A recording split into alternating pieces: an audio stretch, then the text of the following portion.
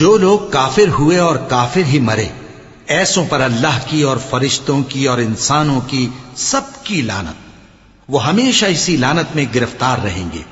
उनसे न तो अजाब हल्का ही किया जाएगा और न उन्हें कुछ मोहलत मिलेगी। और लोगों, तुम्हारा माबूद एक ही माबूद है, उस बड़े मेहरबान और रहम वाले के सिवा कोई इबादत के लायक नहीं।